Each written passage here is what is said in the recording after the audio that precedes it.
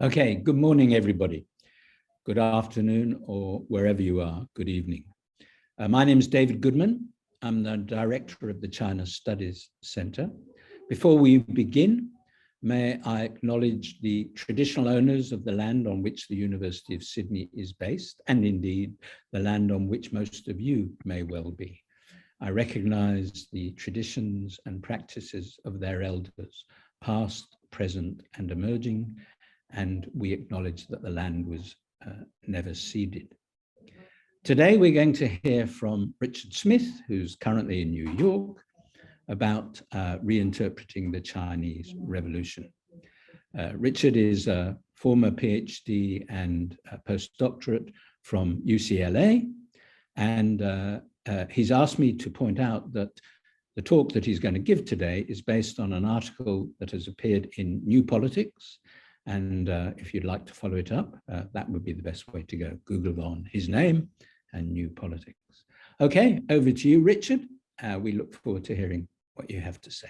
In the usual way, by the way, if you have questions or comments you wish to make, which we can deal with at the end of Richard's talk, please put them in the Q&A function of Zoom down the bottom on your screen. Over to you, Richard. Okay. Thank you. I want to sincerely thank David Goodman for inviting this independent scholar who's neither a professor nor a professional China specialist to speak to an audience of professional China scholars. I hope it isn't a waste of your time, and I look forward to learning from your expert questions, comments, and criticisms in the discussion section. So, my recent article on Contradiction, Mao's Party-Substitutionist Revolution in Theory and Practice in New Politics magazine, starts off, and the book it's from, start off by asking you some questions. How is it? How did a communist party that was once overwhelmingly comprised of proletarians, 60% workers in 1926, and led in the mid-20s what was, by the numbers, arguably the largest workers and peasants revolt in history, end up installing a Stalinist totalitarian police state?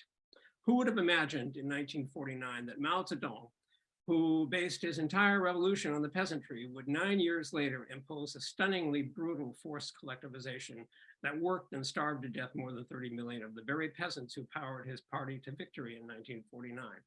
Who would have imagined that Deng Xiaoping, dedicated communist from the age of 17, proletarian pipe fitter at Le Creusot iron and steel plant near Paris, France in 1920s, revolutionary veteran of the Long March, political commissar of the Red Army, whose victory vanquished imperialism, landlordism, and capitalism in China, would, as his penultimate testament, invite Western capitalists to exploit China's police state-enforced, union-free, OSHA-free, EPA-free, ultra-cheap labor, and then follow that up with his final testament, the massacre of hundreds, if not thousands, of students protesting in Tiananmen Square against the corruption that his marriage of capitalism and Stalinism wrought in China. Such contradictions have bedeviled Western China scholars and Maoist leftists since the first days of the revolution. In 2018, after your colleague David Brophy visited Xinjiang, where he observed firsthand how the combination of Maoist concentration camp brainwashing and Shiist digital totalitarianism were deployed to crush the Uyghurs and erase their culture, he wrote in Jacobin magazine, how did a revolutionary state which came to power promising to end all forms of national discrimination end up resorting to such horrific policies? How can such things happen in a socialist country? The standard answer, what I was taught in college back in the 70s and 80s, is that Mao led a socialist revolution, but mistakes were made. The tragedies, atrocities, and horrific policies must be understood as aberrations from socialism.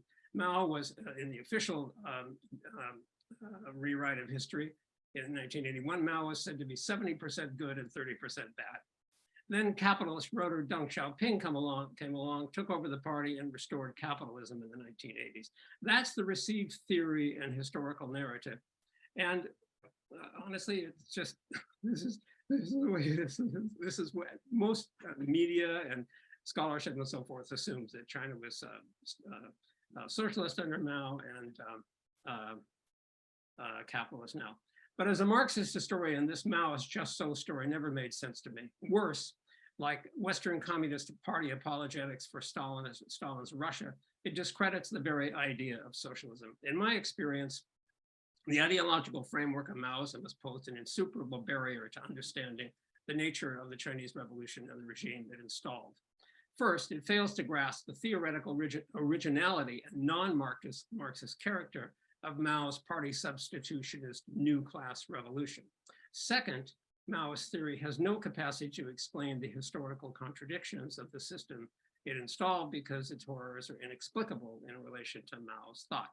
Third, belief in this theory has obliged Maoists to defend or ignore indefensible, even criminal practices by the Chinese regime. Fourth, Maoist theory can't explain why, if Deng and his market reformers were intent on restoring capitalism, have they systematically subverted their own market reforms precisely to prevent the wholesale restoration of capitalism. On this last point, let me mention, I wrote an article called, why, it was a response to a China scholar. I was asked to write a response to a China scholar in Spectre magazine. It's called Why China Isn't Capitalist Despite the Pink Ferraris. So if you're interested in that issue, look it up in Spectre magazine. I propose to offer a different interpretation, one in which these contradictions, atrocities, and horrific policies can be understood as built into, rational, and indispensable to ruling class reproduction in China's system. Let's start with what socialism is not. Socialism isn't nationalized property. It all depends on who owns the state. In China, from Mao to now, society owns and controls virtually nothing. Under Mao, the economy was entirely state-owned and run by the state, and the state was and is the exclusive property of the collective party bureaucratic ruling class, dictatorship beholden to no one.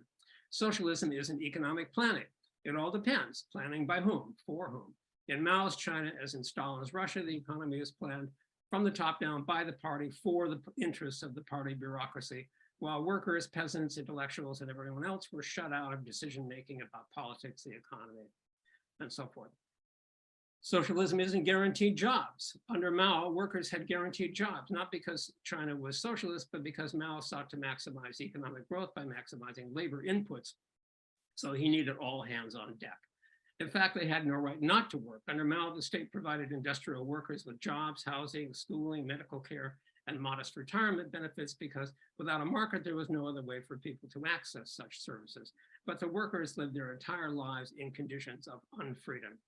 Those would be those factors, those planning and nationalized property and guaranteed jobs would be important components of a socialist political economy, but they're not sufficient. The key factor is missing: workers' democracy, mass popular democracy. Mao, I contend, was first and foremost an ethno-nationalist in the tradition of the self-strengtheners of 19th and 20th century, or early 20th century China. From Sun Yat-sen to Mao to Deng and Xi Jinping, China's leaders have all been obsessed with one overarching goal: to overcome China's century of humiliation, achieve wealth and power, catch up with and overtake the US in order to reclaim what they have imagined as China's deserved pride of place as the premier civilization and culture of world history. Yet he wasn't just a Han nationalist like Sun Yat-sen. He was also a socialist, but he wasn't a Marxist. Aside from the versatile vocabulary, he had little use for Marxism with its focus on the industrial proletariat. Mao was rather a latter-day pre-Marxian utopian socialism from above kind of socialist. Mao's socialism drew not from the working class, democratic, self-emancipation, socialism from below ideas of Marx and Engels, exemplified by the Paris Commune and the Russian Soviets, but from the pre-Marxian socialism from above ideas of the 18th and 19th century utopian socialists, anarchists, and agrarian populists. This was the socialism of self-appointed elites, self-styled smart guys convinced that they alone possessed the correct ideas, the necessary vision and strategy to create and run a socialist society. Thus, they should rule as beneficent savior-dictators, dispensing socialism to the benighted masses. Their numbers included the Bakuists, who wanted to set up a temporary educational dictatorship and construct a society of absolute economic equality. Joseph Proudhon, who imagined himself a beneficent manager-in-chief running society where trade unions, universal suffrage, constitutions, and the like were all banned. Mikhail Bakunin, for whom the realm of absolute freedom was to be found in absolute conformity to his own invisible dictatorship, virtually the model for Mao's own ultra-authoritarian, anti-bureaucratic cultural revolution, and Alexander Herzen and the Narodniks, who claimed that the advantages of backwardness could enable agrarian nations to skip over historical stages, a thesis adopted by Mao in the Big Leap Forward. Mao was an intellectual descendant of utopian socialists, anarchists, and agrarian populists like these. The idea of a savior dictator was also a good fit for Mao's personality. His attraction to authoritarians like Xiangyang has been well documented, and his hostility to democracy was evident very early on. For Marx and Engels and Lenin, by contrast, harshly criticized the utopian socialists and anarchists. They argued that, and this was their breakthrough, Marx and Engels, and they argued that the industrial proletariat and only the industrial proletariat could lead a socialist revolution. Because in contrast to the peasants, industrial workers were collectively organized in interdependent factories with the most advanced technology and a market economy that embraced workers around the world. Thus, the proletariat could be the universal class, the universal emancipator of humanity. Their model was the Paris Commune, which was spontaneously invented by the Paris workers, not by socialists, and was the first example of a workers' government. The next example was in Russia, the spontaneous creation of workers' councils, Soviets in 1905 and 1917. The Petrograd Soviet turned into a true workers' parliament, acting and taking positions on a great number and variety of questions. In their first years of the Soviet, 1917-18, multiple parties contended in the Soviets, including the social revolutionaries, Mensheviks, Bolsheviks, anarchists, and others.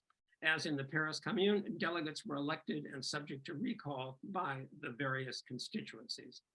But in China, after the workers' revolt of 1925-27 was crushed, Mao and his wing of the party abandoned the urban proletariat and fled to the countryside to relaunch a different revolution on a peasant base. With no proletariat in the countryside, who could lead such a rural revolution? As both the Russian and Chinese experiences had shown, an aroused peasantry could be a mighty force for revolution, a battering ram, but it was not a force for socialist revolution, could not even lead its own national liberation struggle. As Mao himself reported to the Central Committee in 1929 about the peasants, mechanized industry is beyond their wildest dreams, and they have no conception of imperialism. So who could lead the revolution? Holed up in the rural redoubt in Yan'an, Mao and his seconds, Liu Shaoxi, Kang Sheng, and others, gradually began the task of assembling and training an entirely new communist party composed of mostly petty bourgeois elements, students, teachers, patriotic intellectuals, journalists, artists, déclassés, sons of the gentry, defecting Kuomintang officers and soldiers, millions of peasants, and even lumpen bandits, converting the Communist Party itself into a mass party, a new social agency, a new class, a substitute proletariat. That term, as far as I can tell, was invented by the Maoist Paul Sweezy in the 1970s to describe, there's a wonderful quote from him, but I won't take time to read it here. Anyway, substitute proletariat. After losing tens of thousands of veteran communist workers and organizers in coups of 1926-27, the White Terror and the Kuomintang attacks on the first rural Soviets, the party was almost entirely composed of illiterate and semi-literate peasants. It badly needed educated cadre and intelligentsia who could read and write, organize, produce propaganda, administer base area governments, and who could eventually administer a future communist national government and run an army. After Japan invaded China in 1937, and the communists and the Kuomintang concluded a truce, tens of thousands of patriotic, enthusiastic young petty bourgeois intellectuals trekked out to Yan'an to join the communists. The party set up schools to train these new recruits. But the party wasn't just training a substitute proletariat as a new revolutionary class. They were also training them to be a future ruling class.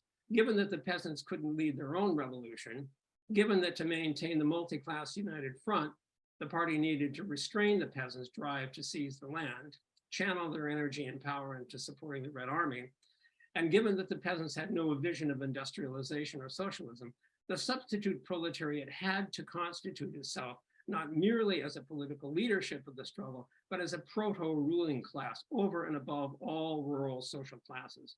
This necessity conveniently fit with the Stalinist party, with Mao's own hostility to democracy, and with his conviction that he and he alone, his growing conviction in the late 20s and early 30s, that he and he alone possessed the correct vision and strategy to lead the revolution to success.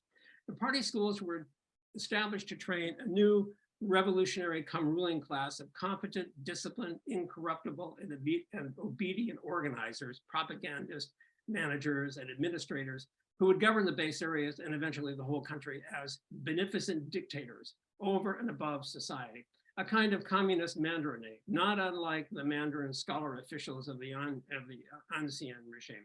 But the notion of party cadres as beneficent dictators posed a twofold problem. First, without democratic elections, there was no way to hold these officials accountable to society. Second, without inter-party democracy, there was no way to hold the party leaders accountable to the membership. Thus, without democracy, what was to prevent the substitute proletariat from morphing into a new ruling class, serving themselves instead of the people? This idealist theme of a permanently self-reforming substitute proletariat was one of the fundamental contradictions that ran through Mao's thought from Yan'an to the Cultural Revolution. His solution at that stage was to try to social engineer his cadre into an upright, self-denying, self-disciplining, self-reforming, virtuous elite by combining elements of Confucianism and Stalinism. It's deeply ironic, I find, that while the Chinese Communist Party was born in struggle against the shackles of traditional Confucianism, when Mao set about engineering his new men and new women in Yan'an, he sourced neither Marx nor Lenin, but Confucius and Stalin. Mao and his seconds, Liu Shaoxi, Kang Shen, copied plenty from Stalin.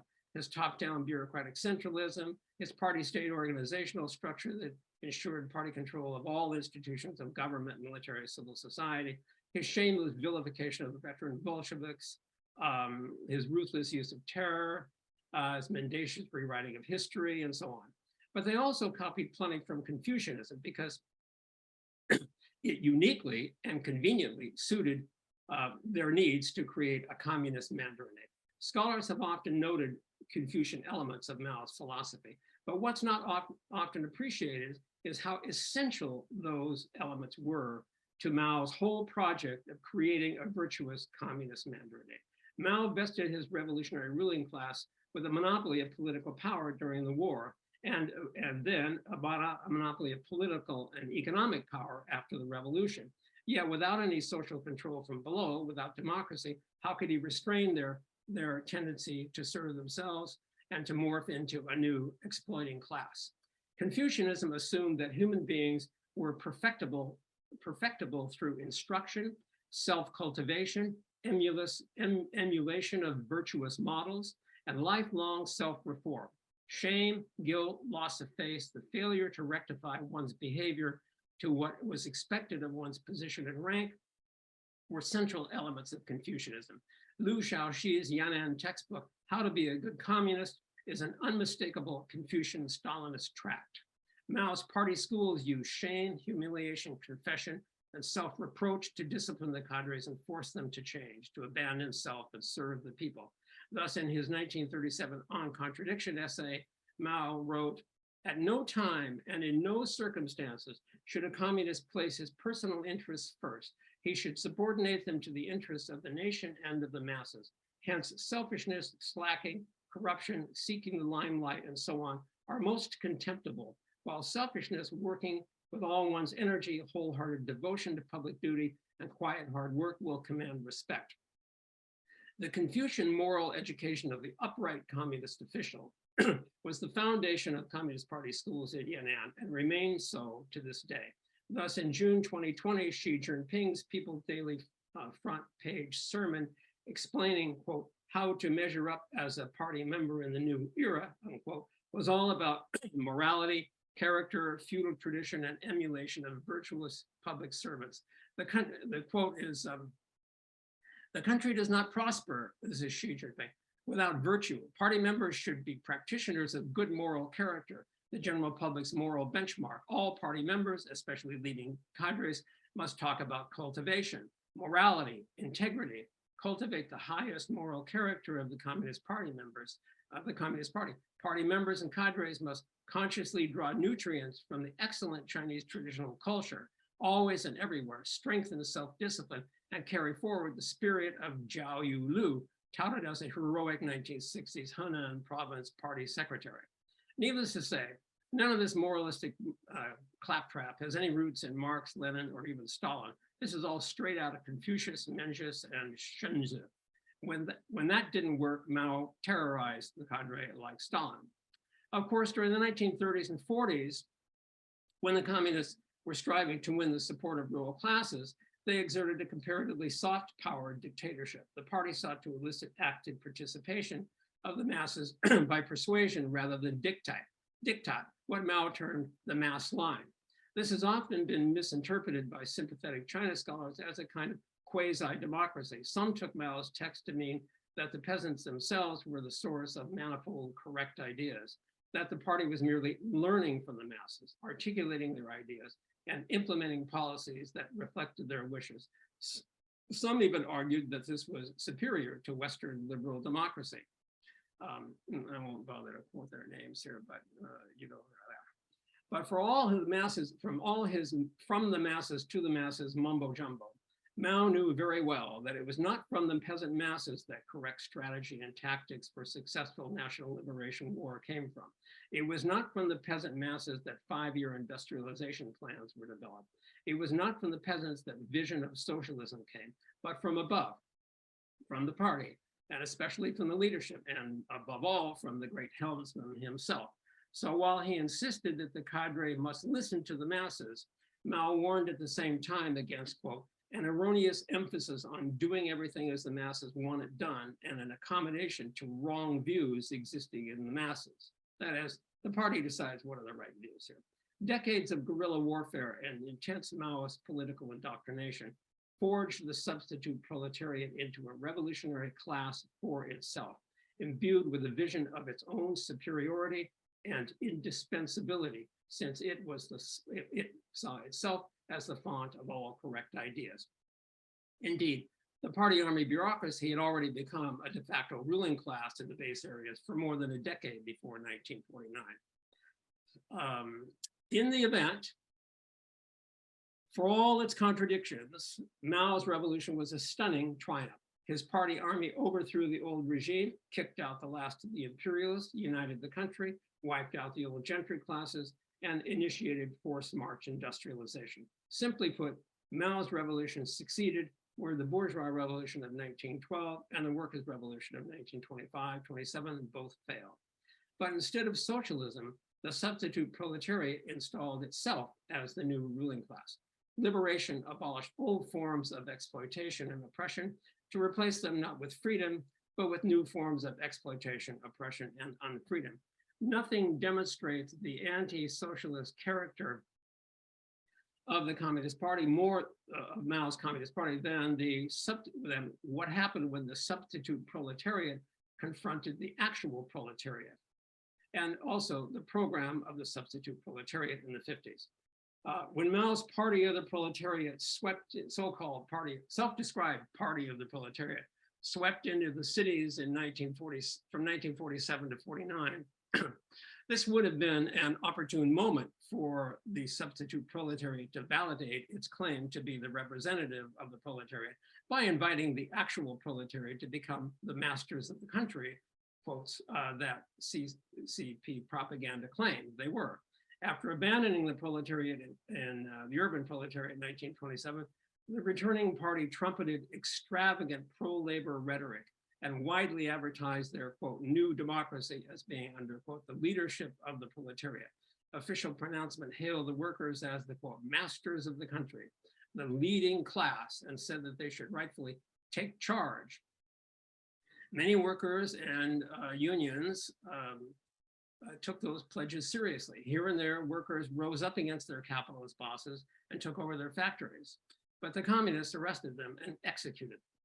There are quotations in my article about sources about that. As his army captured the city of Luoyang, Mao telegrammed to Luoyang from the Luoyang front leaders to give them this instruction.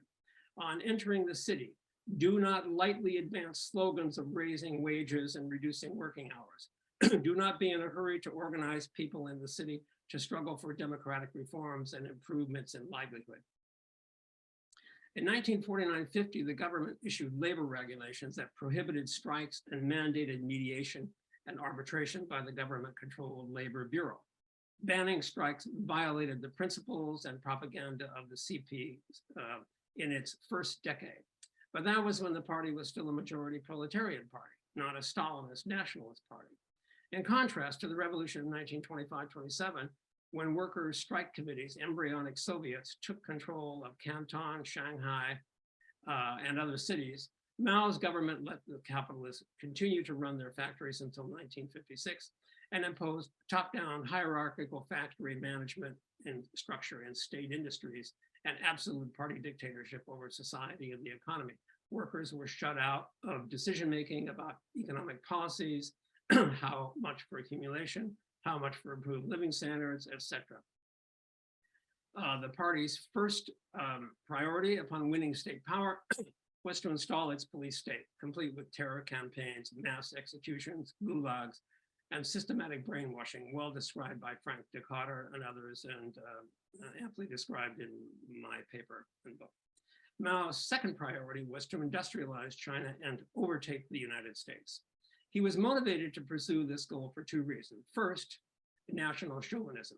Mao sought to surpass the West and reclaim China's rightful place as the premier civilization and Mao, like all previous nationalists like that, as the premier civilization and culture of world history, the natural leader of the world, while winning everlasting glory for the Communist Party, regardless of the costs to China's masses. Second, imperialism.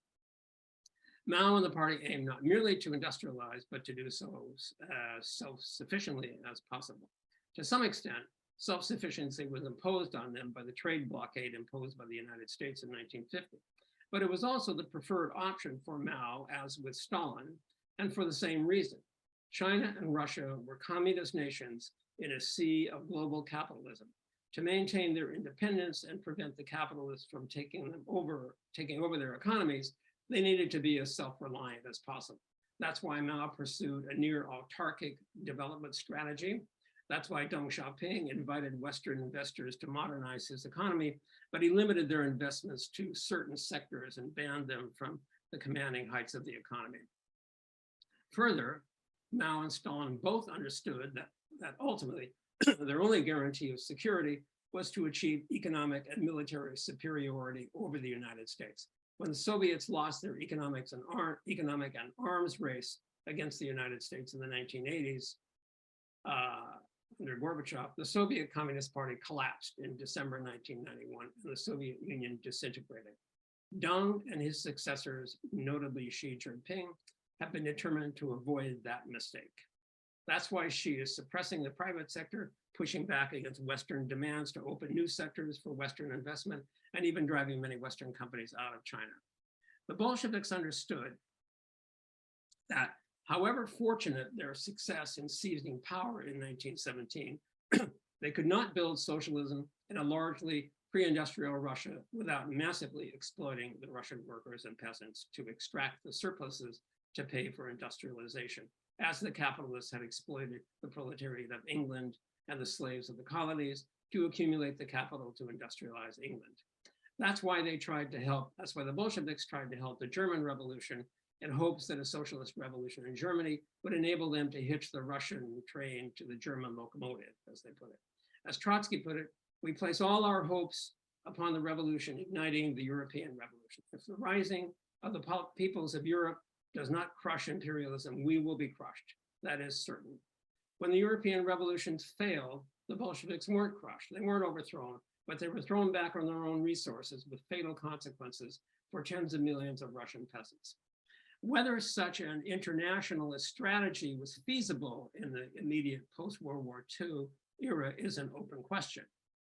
In fact, the great wave of post-war anti-colonial revolutions were only just then beginning, so who knows? Yet even if the prospects for world revolution were slim at the moment, Mao's party could have sat down, so to speak, with China's workers and peasants and put the question to them.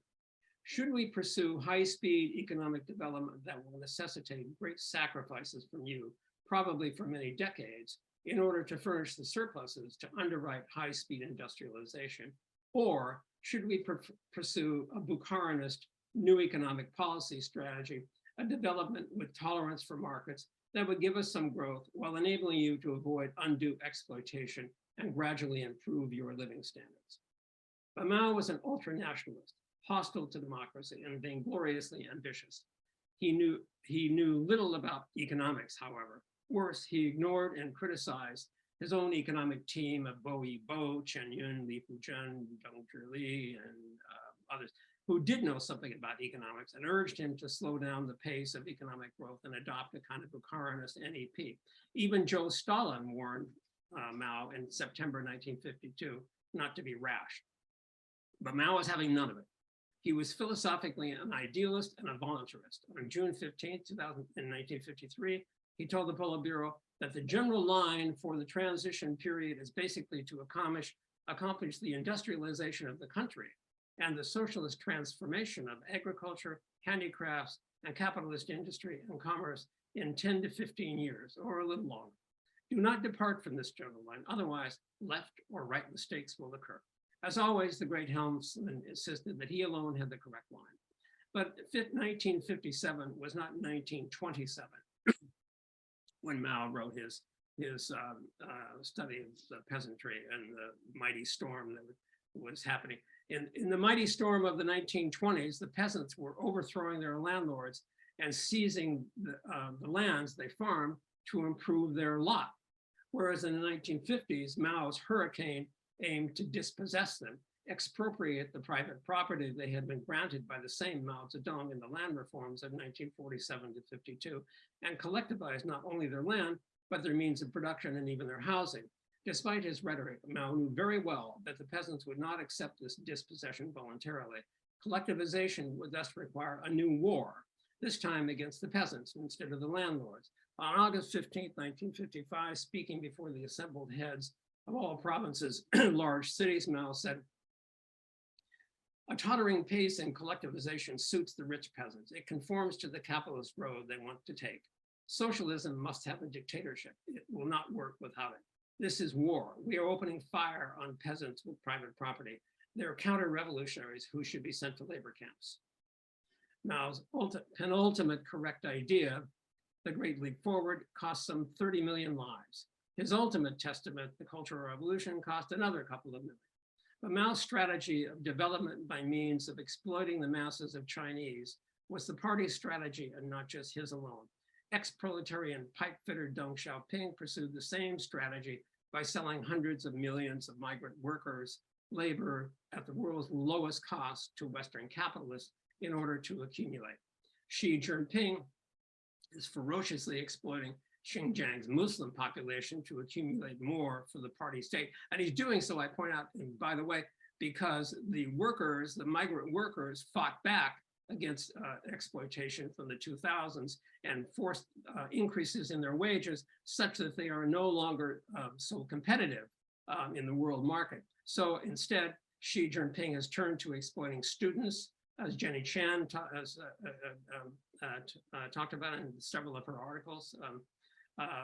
Jenny Chan is in Hong Kong, and exploiting Xinjiang's Muslim population as slaves to accumulate more for the party state. Slavery, this is what's going on there. The systematic exploitation of China's masses for 7 decades by slavery and quasi-slavery is necessary, rational, and indispensable for the Communist Party to maintain stability and reproduction. Thus, to conclude, my response to Professor Brophy's question is that when Mao's revolution is understood for what it was, a revolution of, by, and for the Stalinist new class party army bureaucracy that won the revolution, then the apparent contradictions of the system vanish. Thank you.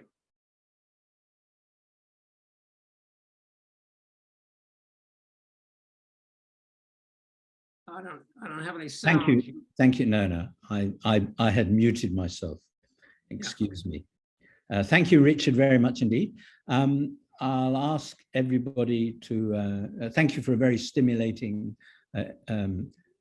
presentation. Please do, if you would like to raise comments or questions, use the question and answer facility in Zoom.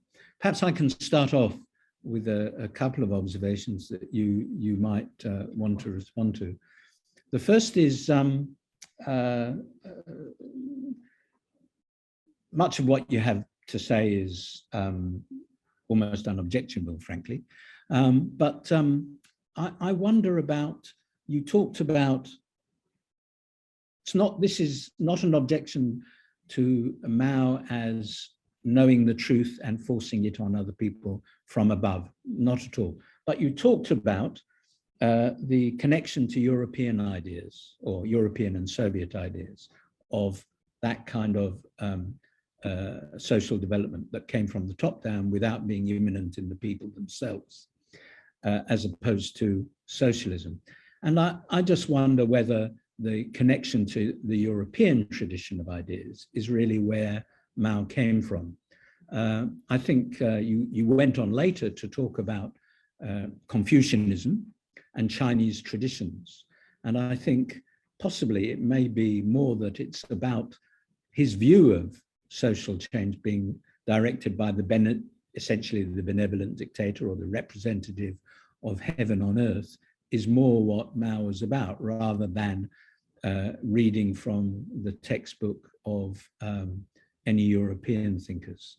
And in that context, one might say, let's not essentialize Confucianism or reify Confucianism too readily. I mean, I think you yourself at times accepted already that Confucianism is a very variable idea, and that what we're talking about here is the Chinese imperial way of doing things. So anyhow. Right. Yeah, well, Mao was an anarchist early. He eventually,